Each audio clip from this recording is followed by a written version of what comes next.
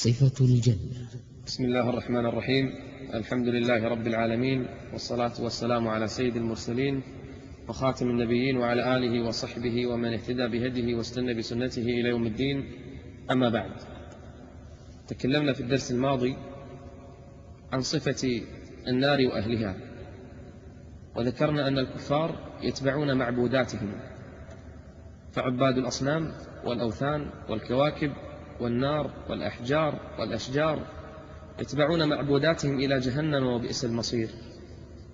وأهل النفاق يظلون مع أهل الإيمان، فلما يتوجهون إلى الصراط يضرب بينهم بسور له باب، فينفصل أهل النفاق عن أهل الإيمان، فيتساقط أهل النفاق في النار ويبقى أهل الإيمان وفيهم ضعاف الإيمان، فيضرب الصراط على متن جهنم، فيجوز أهل الإيمان على قدر أعمالهم، وكل واحد منهم نوره على قدر عمله، فمنهم من نوره مد البصر، ومنهم كالجبال، ومنهم مسافة قليلة، ومنهم نوره على قدر إبهامه، يضيء تارة وينطفئ أخرى، فيجوز الناس على الصراط، فمنهم من ينجو، ومنهم من يخدش لكنه ينجو، ومنهم من يسقط على وجهه في نار جهنم. ثم بعد الصراط يأتي أهل الإيمان على القنطرة، وهي آخر المراحل قبل الجنان. يأتون إلى القنطرة ينقي بعضهم بعضا، يتحاسبون، فيأخذ بعضهم من الآخر، فإذا نقوا وطهروا يتوجهون إلى الجنة. إنها الجنة الموعودة، إنها دار السلام، إنها دار الخلد، إنها دار المقامة، إنها جنة المأوى، جنات عدن التي وعدوا، إنها دار الحيوان، إنها الفردوس، إنها جنات النعيم. وهم يمشون إليها ويتوجهون إليها، بعضهم قد أخذ بيد أخيه. وسيق الذين اتقوا ربهم إلى الجنة زمرا، مجموعات تساق إلى الجنة. إنهم وفد الرحمن، إنهم الذين أطاعوا الله عز وجل وعبدوا الله جل وعلا، إنهم أهل التقوى. هذا ذكر، وإن للمتقين لحسن مآب، جنات عدن مفتحة لهم الأبواب. هذه الجنة التي وعدوا. يأتي أهل الإيمان فيقفون عند أبوابها، لها 8 أبواب، ما بين طرفي كل باب مسيرة 40 عاما. يأتي أفضلهم نبيهم خاتم الأنبياء والمرسلين، أفضل البشر، يتقدم من بين الناس، فيأتي إلى حلقة من حلقات باب الجنة فيأخذ بها، فيطرق باب الجنة، يقول فأقعقعها، فيسأل الملك من أنت؟ فيقول أنا محمد. وانظروا إلى أدبه عليه الصلاة والسلام، يقول أنا محمد، فيقول الملك بك أمرت ألا أفتح لأحد قبلك، فيفتح باب الجنة ويخرج نورها ويضيء نورها وتتلألأ، ويخرج ريحها، وريحها يوجد على مسيرة 70 عاما. إنها الجنة وربي. يدخل الأنبياء والمرسلون، يدخل أول هذه الأمة وأفضلها بعد نبيها أبو بكر، ويدخل الأنبياء ثم الصديقون والشهداء والصالحون.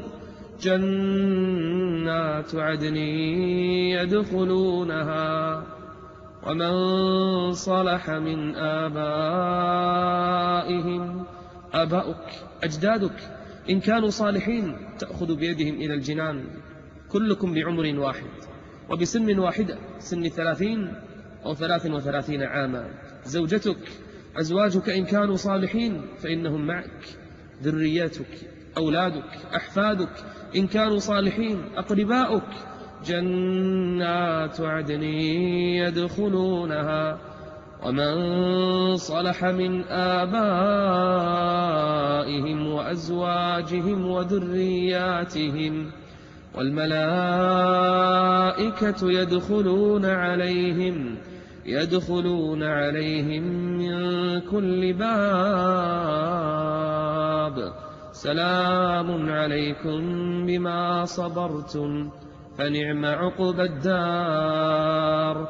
منهم من كان يكثر من الصلاة ينادى من باب الصلاة، ومنهم كان يكثر من الصيام ينادى من باب الصيام الريان، ومنهم من ينادى من باب الصدقة، ومنهم من باب الجهاد، ومنهم من ينادى من بابين، ومنهم من ثلاث، ومنهم من ينادى من أبواب الجنة الثمانية. تخيل يا عبد الله أنك منهم، تخيل أنك وطأت قدما في الجنان، ماذا ترى؟ وإذا رأيت ثم رأيت نعيما وملكا كبيرا. فقراء المسلمين يدخلون قبل أغنيائهم، وأهل الإيمان يدخلون الجنة على صورة القمر ليلة البدر، والذين يلونهم على أشد كوكب دري في السماء ضاءة، لا يبولون ولا يتغوطون ولا يمتخطون ولا يتفلون، أمشاطهم الذهب. إذن أين يذهب طعامهم؟ رشح عرق يخرج منهم، لكن بأي رائحة؟ ورشحهم المسك، ومجامرهم الألوح على صورة أبيهم آدم، 60 ذراعا في السماء، يدخلون الجنة جردا مردا كأنهم مكحلون أبناء 33 عاما. إذا دخل أهل الجنة لا يدخلون إلا وقد نقوا وقد طهروا، لا يحمل أحدهم غلا على أحد آخر، كلهم يحب بعضهم بعضا. ونزعنا ما في صدورهم من غل. يقول الإمام علي عن صفة دخول أهل الجنة، يقول يساقون زمرا مجموعات، حتى إذا وصلوا إلى باب من أبواب الجنة وجدوا عند ذلك الباب شجرة يخرج من تحت ساقها عينان تجريان، فيشربون من إحداهما فتذهب ما في بطونهم من أذى وبأس، فإذا شربوا من العين الأخرى جرت عليهم نضرة النعيم. ثم إذا دخلوا إلى الجنة انتهوا إلى خزنتها، فإذا بخزنة الجنة يسلمون عليهم، يقولون سلام عليكم